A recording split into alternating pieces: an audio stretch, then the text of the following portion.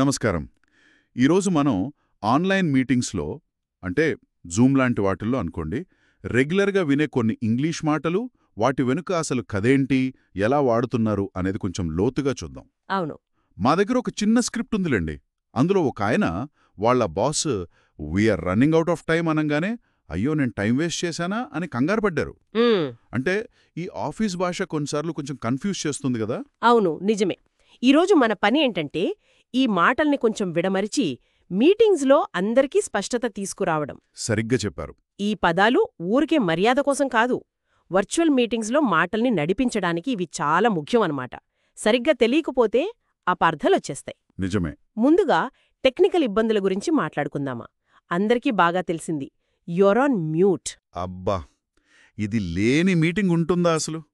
అంటే మీ మైక్ ఆఫ్లో ఉంది అని చెప్పడం సింపులే, కానీ ఒక్కోసారి మనం ఏదో ముఖ్యమైన విషయం చెబుతుంటే ఇలా అంటే కొంచెం చిరాగ్గా కూడా ఉంటుంది కదా. అవునవును అనిపిస్తుంది. కానీ అది కేవలం గుర్తు చేయడమే, పెద్దగా తీసుకోవలసిన పనిలేదు. దీనికి సంబంధించిందే ఇంకొకటి, sorry I was having connection issues. ఆ ఇది కూడా బాగా వింటాం. క్షమించండి, నాకు కనెక్షన్ సమస్యలున్నాయి అని. ఇది టెక్నికల్ ప్రాబ్లం చెప్పడానికి చాలా అంటే మర్యాదగా చెప్పే పద్ధతి అన్నమాట.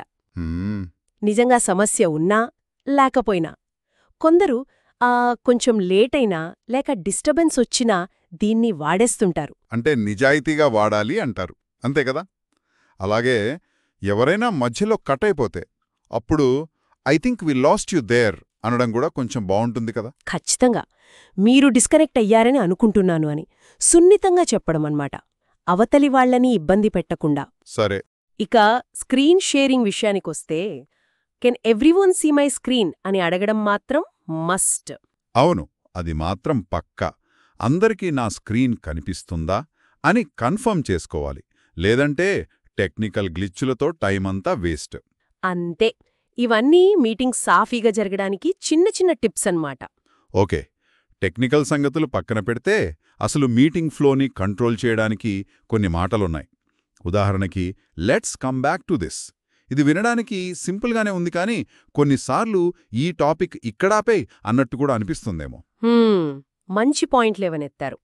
దీనికి తరువాత వద్దాం అని చెప్పడం వెనుక ఉద్దేశ్యం సాధారణంగా టైం చూసుకోవడం.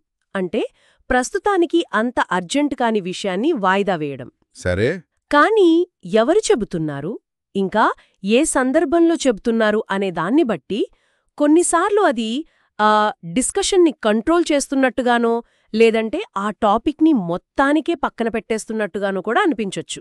జాగ్రత్తగా వాడాలి. అలాగా.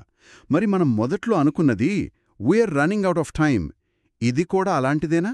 ఆ మనకు సమయం అయిపోతోంది అని చెప్పడం హెచ్చరిక లాంటిదైనా చెప్పే టోన్ని బట్టి కొంచెం ప్రెషర్ పెరుగుతుంది కదా. అవును, పెరగచ్చు. ఇది ఎవర్నీ తప్పుబట్టడానికి కాదు, చర్చ ముగింపుకొస్తోందని చెప్పడానికి. ఓకే. అయితే దీన్ని సరిగ్గా వాడాలంటే ఆ తరువాత ఏం చేయాలో కూడా క్లియర్గా చెప్పాలి.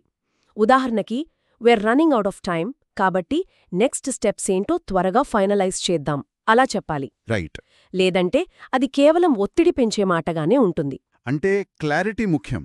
అలాగే డిస్కషన్ ముందుకెళ్లడానికి let's move on to the next point అనడం. అవును. అంటే తర్వాత అంశానికి వెళ్దామని. లేదా డిస్కషన్ కొంచెం పక్కకు వెళ్తే let's stick to the agenda అని గుర్తు చేయడం. అజెండాకే కట్టుబడి ఉందామని. ఇవన్నీ కూడా ముఖ్యమే కదా. నిజమే. ఇవన్నీ మీటింగ్ లీడ్ చేసేవాళ్లు గాని లేదా పార్టిసిపెంట్స్ గాని టైంని, టాపిక్ని ట్రాక్లో పెట్టడానికి వాడే టూల్స్ అన్నమాట. అయితే కొన్నిసార్లు ఏదైనా విషయం సరిగ్గా అర్థం కాకపోవచ్చు. అప్పుడేం చెయ్యాలి? అప్పుడు డైరెక్ట్గా మళ్ళీ చెప్పండి అంటే కొంచెం బాగోదేమో. దానికన్నా we need more clarity on that అంటే బావుంటుందా? ఖచ్చితంగా. దానిపై మాకు మరింత స్పష్టత కావాలి అని ప్రొఫెషనల్గా ఉంటుంది కదా. అవును, చాలా ప్రొఫెషనల్గా ఉంటుంది. ఇది కేవలం ప్రశ్న అడగడమే కాదు, మనం ఆ విషయంపై శ్రద్ధ పెడుతున్నామని కూడా చూపిస్తుంది. ఓకే. ఇక చివరిగా నా దృష్టిలో చాలా పవర్ఫుల్ మాట I'll take care of it. ఇది భలే ఉంటుంది వినడానికి. నేను చూసుకుంటానని బాధ్యత తీసుకోవడం వింటుంటేనే నమ్మకం వస్తుంది. కానీ ఒకవేళ చెప్పి చేయలేకపోతే? అదే అసలైన risk. I'll take care of it అని చెప్పడం మీ చొరవని, మీ నమ్మకత్వాన్ని చూపిస్తుంది. హ్మ్. కానీ నిజంగా చెయ్యగలను అని నమ్మకం ఉంటేనే ఆ మాట అనాలి. లేకపోతే ఏమవుతుంది? మీ క్రెడిబిలిటీ అంటే మీ విశ్వసనీయత దెబ్బతింటుంది. నిజమే. ఇది కేవలం మాట కాదు, అదొక కమిట్మెంట్ అన్నమాట. అద్భుతం. అంటే ఈ చిన్న చిన్న వాక్యాల వెనుక ఇంత కథ ఉందన్నమాట. వీటిని సరిగ్గా అర్థం చేసుకుని వాడితే మన స్క్రిప్ట్లోని రవిలాగా అందరూ వర్చువల్ మీటింగ్స్లో ఇంకాస్త కాన్ఫిడెంట్గా, క్లియర్గా మాట్లాడొచ్చు. అవును, సందేహం లేదు. ఈ పదబంధాలు కేవలం భాష మాత్రమే కాదు, అవి ఆఫీస్ కల్చర్లో ఒక భాగమైపోయాయి.